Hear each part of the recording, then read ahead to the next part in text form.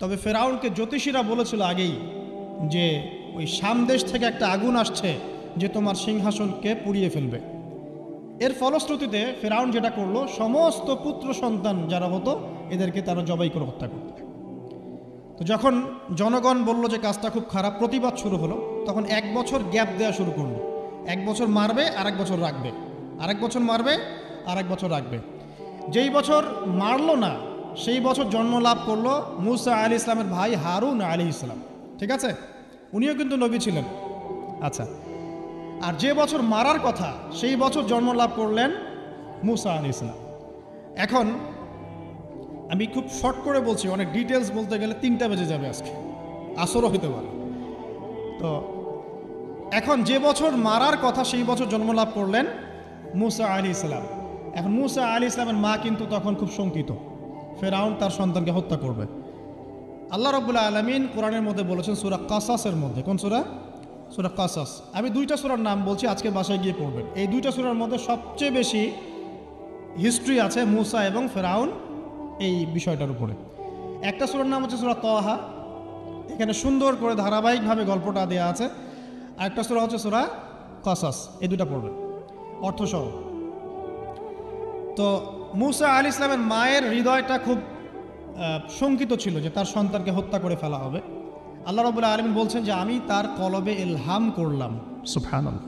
আল্লাহ পাক তার মায়ের কলবের মধ্যে ইলহাম, মানে কি? ইলহাম হচ্ছে আল্লাহর পক্ষ থেকে প্রত্যাদেশ না, ওহী না, কিন্তু একটা বুঝ বা একটা নূর, একটা তাজাল্লি, একটা বসিরা ঢেলে দেওয়া।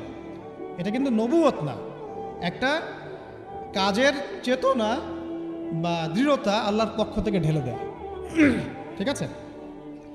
তো তার মায়ের কলবের মধ্যে আল্লাহ রাব্বুল আলামিন ইলহাম করলেন যে তুমি তোমার সন্তানটাকে সিন্দুকের মধ্যে ভরে ভাসিয়ে দাও নীল নদে। এখন তার মায়ের কলব, তার মায়ের হৃদয় ছটফট করতে লাগলো, কারণ কোনো মাই তো চাইবে না তার সন্তানকে এভাবে ভাসিয়ে দিতে। আল্লাহ পাক বলছেন যদি না আমি তার হৃদয়টাকে শক্ত করতাম তাহলে সে বিচলিত হয়ে পড়ত। আল্লাহ পাক তার হৃদয়টাকে শক্ত করলেন, সে বিচলিত হলো না, সন্তানকে ভাসিয়ে দিল। এবার সন্তান ভাসতে ভাসতে ভাসতে কোথায় যাচ্ছে? যেখানে ফেরাউনের স্ত্রী গোসল করছে। কথা কি বুঝতে পারছেন? খুব চমৎকার হিস্ট্রি কিন্তু গল্পটা। এবং গল্প মানে এখানে আসলে গাল গল্প না, এগুলো সত্য ঘটনা। এক একটা বর্ণ তেমন সত্য যেমন সূর্য পূর্ব দিক থেকে ওঠে এবং পশ্চিমে ডোবে, এটা যেমন সত্য, এর এক একটা বর্ণ সত্য, এগুলো কোনো গাল গল্প নয়। এবার ফেরাউনের স্ত্রী আসিয়া সেই সিন্দুক পেয়েছে। মুসা আলাইহিস সালামকে আল্লাহ পাক বলছেন যে আমি মুসা আলাইহিস সালামের চেহারার মধ্যে মোহাব্বত বা ভালোবাসা ঢেলে দিয়েছিলাম। তার চেহারা যেই দেখতো তাকে ভালোবাসত। বুঝছেন? ভালোবাসা ঢেলে দিয়েছে।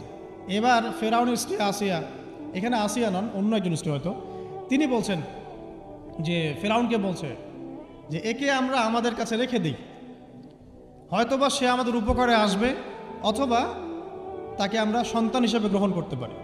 লা তাকতুলুহ, তাকে হত্যা করো না। আসা আন ইয়ানফা'না আও নাত্তাখিযাহু ওয়ালাদা, এরকম করে আল্লাহ পাক বলেছেন কোরআনে। তো ফেরাউন তার স্ত্রীর কথা শুনলো এবং তাকে না হত্যা করে রেখে দিল।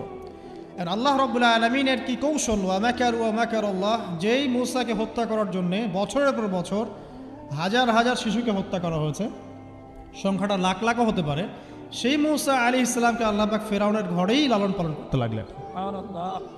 চিন্তা করলেন?